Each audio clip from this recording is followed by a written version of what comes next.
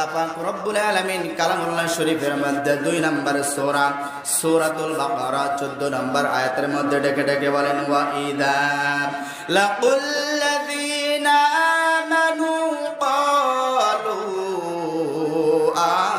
আমান্না। আল্লাহ পাক রব্বুল আলামিন এদের চরিত্র সম্পর্কে এদের চেনার কিছু উপায় বলে দেন। মুনাফিকদের সম্পর্কে আমার আল্লাহ পাক রব্বুল আলামিন নিজেই ঘোষণা করতেছে, মুনাফিক যখন মুমিন ব্যক্তিদের সাথে মিলিত হয়, ভালো ব্যক্তিদের সাথে মিলিত হয়, নামাজি ব্যক্তিদের সাথে মিলিত হয়, রোজাদার ব্যক্তিদের সাথে মিলিত হয়, হাজী বান্দাদের সাথে মিলিত হয়, সমাজের মধ্যে যারা ভালো মানুষ, এই ভালো মানুষের সঙ্গে যখন মিলিত হয় তখন তারা বলে ক্বালু আমান্না। এই ব্যক্তিটা তখন বলে আমরা তো তোমাদের মতো ঈমান এনেছি, আমরা তো তোমাদেরকে ভালোবাসি, তোমাদের সঙ্গে আছি।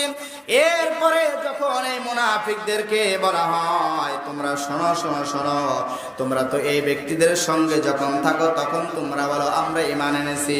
আল্লাহ সুবহানাহু ওয়া তাআলা ডেকে ডেকে বলেন এরা যখন ভালো মানুষের সাথে থাকে, ঈমানদারদের সাথে থাকে, তখন বলে আমরা ঈমান এনেছি। পক্ষান্তরে ওয়া ইযা খালাউ ইলা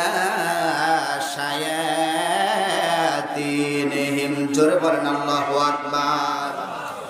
এই ব্যক্তিরা যখন ফাসিক ব্যক্তিদের সাথে থাকে, 2 নাম্বার ব্যক্তিদের সাথে থাকে, মুশরিকদের সাথে থাকে, বাতিলদের সাথে থাকে, তাগুত ব্যক্তিদের সাথে থাকে, শয়তান প্রকৃতির মানুষদের সাথে যখন তারা থাকে তখন এই ব্যক্তিরা ডেকে ডেকে বলে তোমরা বিচলিত হয় না, বিচলিত হয় না, আমরা তো মুমিনদের সাথে থাকি শুধুমাত্র তাদেরকে একটু আনন্দ দেওয়ার জন্য, তাদের সাথে শুধুমাত্র মশকরা করি, প্রকৃতপক্ষে আমরা তো তোমাদের দলেই আছি।